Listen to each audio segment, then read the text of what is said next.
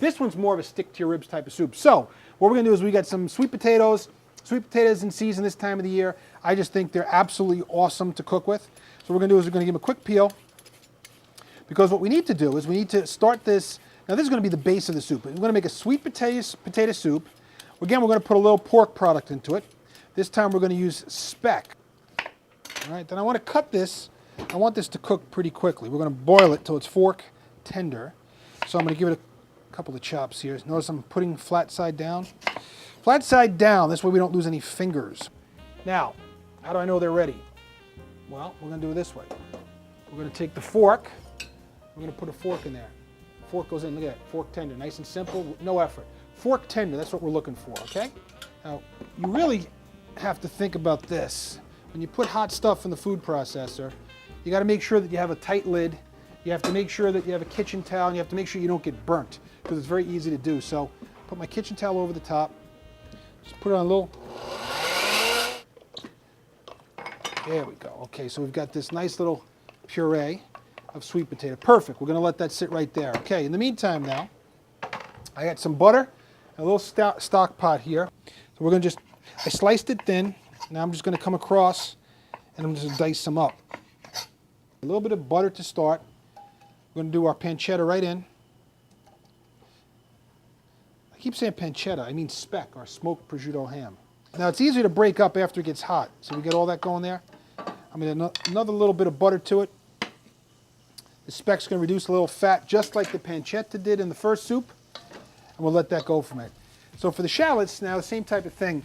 I really want to do them kind of thin. The reason is I want them to almost melt into the soup. I want them to just kind of cook down, get real translucent, and just kind of wilt and fall apart. So if I cut this way, we'll cut this in half, okay? And then what I have is, if I come across, I've got all these little, see if I do it this way, all these little pieces. I want all these little fine pieces that are going to break up.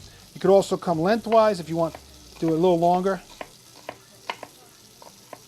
See if we do it long, you got all these pieces too, which will wilt up and be in your soup. But either way, we want to just make sure that they're small and bite-sized like everything else that we're doing with our soup. Okay, so Speck now, I mean you can smell it in here. It's starting to get a real smoky flavor, just kind of smoky smell in the whole kitchen. That's getting browned up a little bit. We're going to add some shallots. Matt, come on up here, take a look. See again, we've got the brown bits along the bottom. See all those brown bits along the bottom? Now, if we were adding liquor to this, we're going to add some wine to this, that would be what we would call deglazing. We would add the liquid to that. A cold liquid goes in there. It's going to all sizzle and steam. Then you go back with a spoon and scrape it all up. We don't need to do that because I've got some stock here, so we're not going to use wine. But I'll show you what I'm talking about. We'll put some stock in here. Okay, sizzles and steams. And look at this. I come back in here. See that, Matt? All the brown bits on the bottom came loose. See that? And the stock turned a real dark brown there. What we did was we pulled all those bits and pieces, all that fat from the Speck, all that smoky goodness. We got that into our soup. We started that going. Okay, what I'm going to do now is I'm going to add a little bit at a time, a little bit here. Let this come to temp. It should still be pretty hot. I'm going to add just a little bit of stock. Okay, I'm going to add a little bit more. Oh, I think we're ready to add the whole thing in.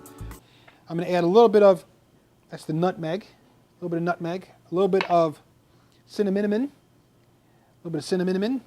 All right, so we've got cinnamon, we've got some nutmeg, a little bit of cream. Now, see that? There we go, perfect.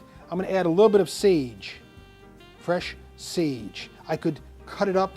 Look at that, velvety leaves, nice and fresh. I'm going to just throw a couple pieces in. Now, I think we'll throw one or two. Throw a couple more pieces in. Sage and sweet potatoes. Man, I'm telling you, my mother-in-law, she would make the most incredible sweet potatoes. She would make them for the holidays, for Thanksgiving. And she did it with brown sugar and cinnamon and honey. Well, I'm doing everything here pretty much the same way, except I'm switching out the brown sugar for some sage, because I think that that's really going to add to the dish, but also we don't want this any sweeter or not too sweet. And the other thing I'm going to switch out is I'm going to add a little bit of maple syrup. Now, instead of the brown sugar, I think the reason for this is the brown sugar, when she puts it on top of the sweet potatoes, what ends up happening is it caramelizes and you get a little crust. But I don't want that here. I don't want to clump up. I want a liquid into the soup. So maple syrup will serve the same purpose.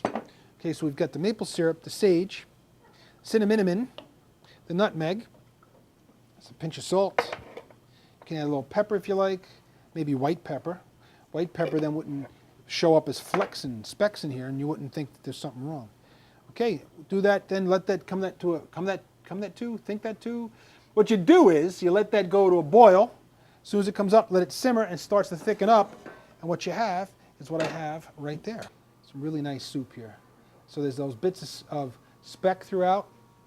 See how thick that is? Now there's no cream, or I'm sorry, just a little cream, but there's no flour, there's no cornstarch, there's no roux of any sort. The sweet potatoes itself acts as a thickening agent, and the butter. And the touch of cream just really kind of smooths the whole thing out. And there you go. Now that, to me, is an awesome, awesome dish. Matter of fact, little toasted bread with this, and I'm all set to go.